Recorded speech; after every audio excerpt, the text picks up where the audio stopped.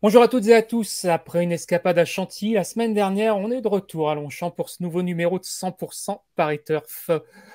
Comme chaque dimanche, le programme est riche avec une nouvelle fois 10 courses au menu. On va étudier tout ça dès à présent avec mes deux compères, Thomas Guillemin et François Moreau. Salut Thomas, comment ça va?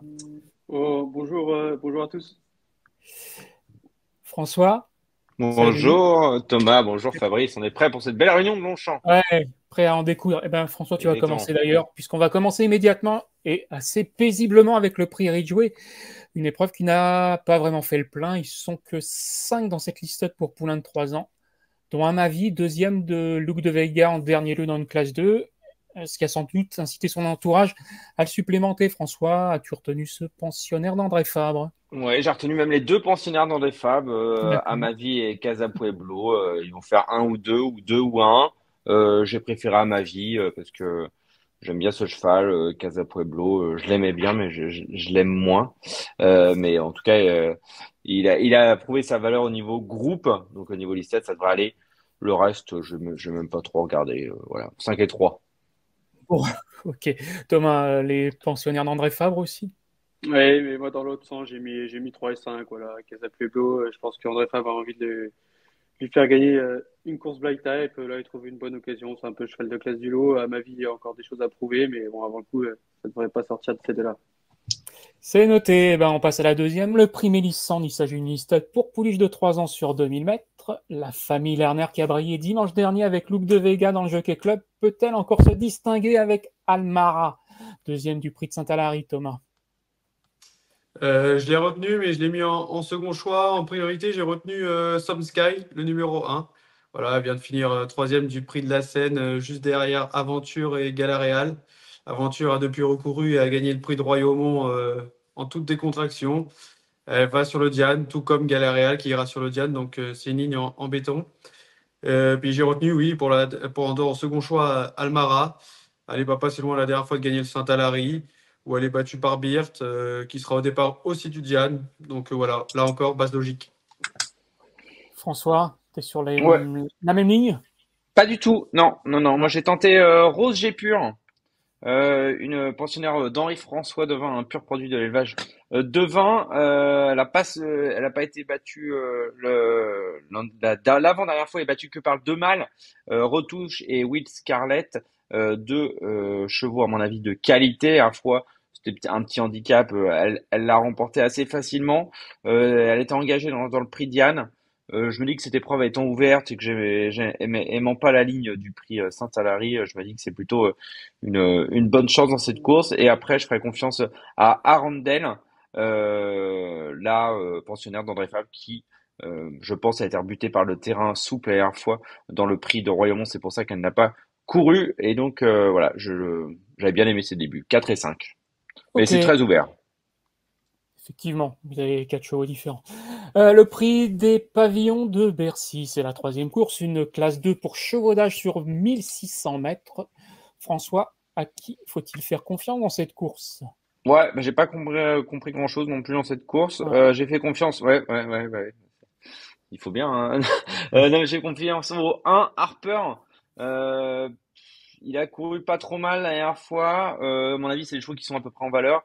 Et puis les deux chevaux que j'aime bien, ils rentrent. On les a pas vus hmm, depuis longtemps, hein, Runnymede et excellente, Excellente excellente. Trousse. Merci, bien sûr, bien vu. Donc je me dis que Harper aura cet avantage par rapport à Runnymede. Donc 1 et 7. D'accord, Thomas. Pareil, j'ai gardé Harper en deuxième choix, mais je suis allé vers le numéro 8, Garbo. Voilà, c'est une rentrée, mais les pensionnaires de Pierre et Joachim Brandt sont souvent prêts d'emblée. Maxime Guillaume qui sera en selle. J'avais beaucoup aimé sa quatrième place dans le prix Fabuleux lors de son avant-dernière sortie à Chantilly l'année dernière, où elle finissait tout près de Cambronne. Donc voilà, la ligne était bonne et voilà, il faut généralement les chevaux de Pierre et Joachim Brandt, il faut les toucher dès leur rentrée. Ok, ok. Le prix de la place Vendôme, la quatrième, c'est le quintet dominical avec des chevaux qu'on connaît forcément bien. Thomas, as-tu déniché un ou deux diamants dans ce quintet? Bah, j'ai fait confiance à un cheval entraîné par un Deauvillé qui est Stéphane Cerulis. Voilà, je le préfère sur du bon terrain ou sur le sable. Dimanche, ça devrait être le cas parce que le terrain devrait être bon. Il est régulier. En plus, il n'est pas toujours chanceux dans cette catégorie.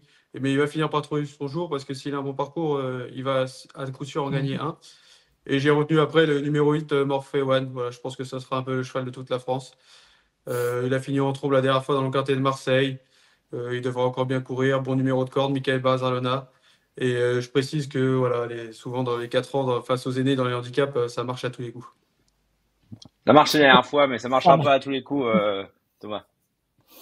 Alors, François, tu as un avis différent, j'ai l'impression. Bien évidemment que j'ai un avis différent, parce que j'ai bien évidemment le vainqueur de cette course, le numéro 11, Shankir, qui a été oublié par les handicapeurs de France Gallo, qui l'ont délesté de 1,5 kg sur sa course de rentrée après une longue absence, alors qu'il courait pas si mal que ça dans une course à condition.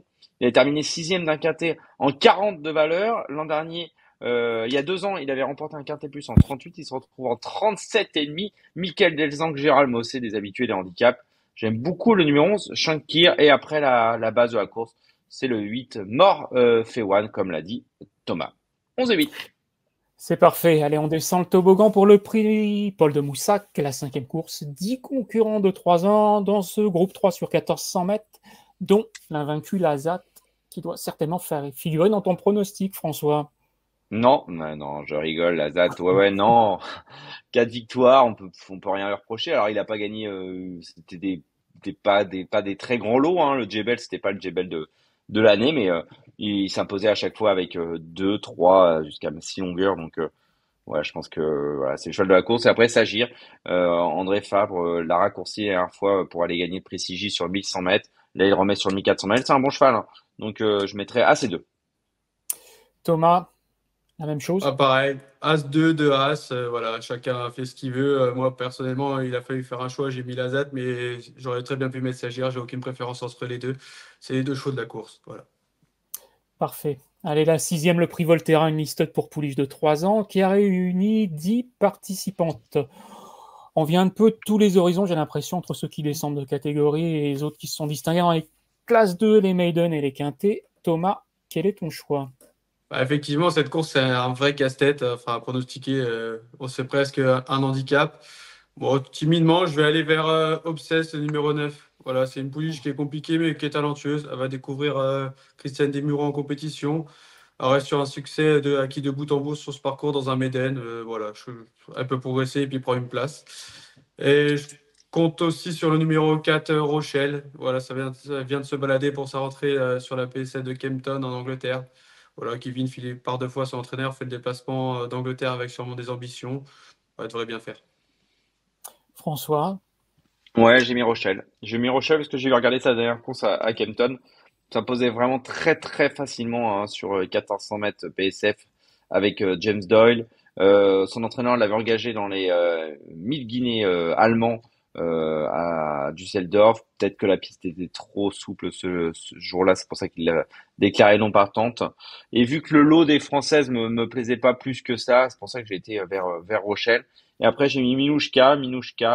On va reprendre la ligne, on va oublier, hein, celle de la poule d'essai, c'était à mon avis un petit peu trop dur pour elle. Et puis en plus elle avait un mauvais numéro dans les stalles de départ. Prix de la grotte, elle s'est intercalée entre Candala et Tulipa Shop. Ça devrait permettre de tenir la route. Elle a battu Sparkling Plenty, la gagnante du Diane de Thomas, donc, mais il a dû l'oublier. Donc Rochelle Minouchka. Ok, allez, on évoque la coupe, la 7e course, un groupe 3 pour des chevaudages sur les 2000 mètres de la grande piste. Une course qui marque le retour d'Alakim après exactement 14 mois d'absence. François, crois-tu que le pensionnaire de Jean-Claude Rouget est capable de ramener la coupe à la maison? Oh là là, mais que des Non mais transitions attends, c'est incroyables. travaillé. C'est travaillé. Oh là là. Eh ben, j'espère que Alakim a assez travaillé pour pouvoir s'imposer dans cette épreuve. Voilà, moi j'aimais beaucoup ce cheval qui avait remporté, on se souvient, un 4e, hein, du prix de l'Arc de Triomphe 2022, blessé dans le prix d'Harcourt par un jockey dont on taira le nom. Et après, donc absence. Là, j'imagine que l'équipe de Jean-Claude Rouget a travaillé le cheval en conséquence. Vu que le lot face à lui, voilà, on reste quand même. Parfois, il y a des chevaux de quintet, des chevaux de PSF. le lot est quand même pas exceptionnel, à part Zarer qui est deuxième du Gannet, mais encore, c'est un petit Gannet. Donc, c'est pour ça que je pense qu'Alakim peut s'imposer. C'est un vrai cheval de groupe 1. Alakim, Zarir. Très bien, Thomas. La même chose. Pour ma part, j'ai vu travailler à la Kim avec Grecian Storm, si je me trompe pas, à Deauville. C'était très bien, mais j'ai pas retenu à la Kim, j'ai retenu Zarir, le numéro 1. Voilà. Il a échoué dernièrement de peu dans le Gannet. Voilà, je pense qu'il sera favori logique. À lui de prouver qu'il a niveau pour aller sur les groupes 1 parce que son entourage après rêve peut-être de Grand Prix de Saint-Cloud ou d'Angleterre. Donc à voir, à lui de confirmer. Et j'ai fait la confiance à la même ligne, la ligne du prix Gannet avec Bierkassel. Voilà, il est battu par Zarir la dernière fois, certes, mais il n'y avait pas grand-chose entre les deux. Bon, je le pense capable de monter au moins sur le podium. Ok. Bon, finalement, un choix assez distinct entre vous deux. On revient dans les handicaps désormais pour la fin de cette réunion. La 8e, le prix d'Évreux, la deuxième partie du quintet, enfin du handicap quintet. Thomas, tu as la parole. Voilà, j'ai tenté quelque chose. Je pense que ce sera pas le cheval de tout le monde, mais j'ai pris Cognac. Voilà, il faut pas en abuser, certes, mais c'est pas impossible qu'il donne mal à la tête à plusieurs turfistes après la course dimanche. Voilà, et c'est pas impossible qu'il soit non plus à 25 contre 1, mais la dernière fois, il n'a pas couru. C'est simple, c'est à Longchamp, il n'a pas couru, il a été malheureux, il a voulu plonger à la corde, il s'est retrouvé face à un mur, il a reculé, il a fini dernier, personne ne l'a repéré. L'handicapeur l'a baissé d'1,5 kg. Voilà, moi je pense qu'il est capable de refaire pareil en valeur 31, c'est le maintenant ou jamais. Après, je lui ai opposé Alice Talking dans la même course que lui la dernière fois. Là, cette fois, il aura un bon numéro, la montre de Maxime Guyon. La dernière fois, il est quatrième, justement, de la course de Cognac. Il n'avait pas toutes ses aises non plus dans la ligne droite. Voilà, confirmation attendue. Ah, François a l'air. Il l'a vu quand même. Allez, non, alors moi j'ai moins vu Cognac, c'est vrai, mais c'est vrai que le 14, 15, 10, 9, 9, 8, 0, 0, 0, ça m'a pas fait rêver pour Cognac, donc j'ai pas retenu. Mais Alice King, ouais, c'était top la dernière fois, pas ses aises. Jean-Pierre Carvalho, hein, qui entraîne en Allemagne, va pas venir visiter Longchamp pour rien. J'aime beaucoup Alice Talking, le 5, à mon avis ça va gagner. Et deuxième, j'ai mis Eva Bin, qui avait gagné avec sa jeune cavalière Sarah Pedron. On l'a pénalisé, mais pas plus que ça, et donc c'est en forme. 5 et 4. Alice Talking, Eva Bin. Ok, François, tu gardes la main pour évoquer la 9e, le prix des petits champs, un handicap pour chevaudage sur 2400 mètres. On t'écoute. Oui, je suis allé sur le 3, Gloriette San. J'ai bien aimé sa dernière sortie à Saint-Cloud. C'était le 10 mai dernier. C'était dans je sais plus quoi, c'était un handicap, c'était pareil. C'était vraiment pas mal. 5e place en ayant terminé vraiment dans une plaisante action. Le 3, Gloriette San, l'entraînement de Sandrine Gavilan. Et après, j'ai mis le 2, Al-Alali de Nicolas Collery. Ça cherche sa course, deuxième d'un quintet plus. Alors, c'était pas un grand quintet ce jour-là, mais ça peut suffire dans cette épreuve. 3 et 2. Thomas. J'ai gardé Alali en deuxième choix, pareil, comme François l'a dit, la dernière fois c'était pas si mal, c'était pas un vrai quintet, mais c'était la course aussi d'Alice Talking. Là, Alali se retrouve dans la deuxième épreuve, bien placé, il devrait bien courir, mais j'ai plus confiance en Cracklin Rosy, le numéro 7. Voilà, la dernière fois, elle nous a fait plaisir à gagner à 26 contre 1 à Longchamp. Là, elle a été logiquement pénalisée, mais ils mettent la décharge de Marie Vélon pour compenser. Voilà, je la pense capable de doubler. Annoncé dans 100% parité, enfin, il n'ose pas le dire, mais. Je reste modeste. Bien sûr, bien sûr. Bon, il est temps de passer à la dernière course, le prix de l'étang de Boulogne, même condition que la course que nous venons d'évoquer pour cette deuxième partie de handicap. Je sais plus qui doit parler, Thomas, je crois. Ouais, là, une course très difficile, voilà, c'est les plus petites valeurs, c'est la dernière. On va y aller par 2 euros. Je vais garder le numéro 4, Sapristi. Voilà, il est un peu dans la forme de sa vie dans ces courses-là. Comme je le dis souvent, la forme prime sur la classe. Donc voilà, il vient de gagner son handicap à Saint-Cloud. Il devrait confirmer au moins pour les places. Et après, je fais confiance aussi au numéro 2, Miss Grellet, pensionnaire de Mathieu Pitard. C'était pas très bien la dernière fois à Strasbourg, mais bon, distance de 3000 mètres, je pense que c'est un peu le bout du monde. Le terrain qui est pareil, qui était un peu pénible. Je pense que voilà, ça sera mieux sur du bon terrain. Voilà, il faut la reprendre dans cette configuration, la configuration de dimanche. Ça ne peut qu'être meilleur. François, Tu es dubitatif. Ouais. Oui, moi j'ai été sur le 3, Kate Daddy qui vient de gagner sur l'hippodrome d'Évreux. C'est un cheval qui fait toutes ses courses. On l'a pénalisé de 2 kilos, donc c'est pas ça qui va vraiment faire la différence. On fait appel à Michael Barzalona, un numéro dans les cordes. Ah, le numéro à la corde, correct, le numéro 9.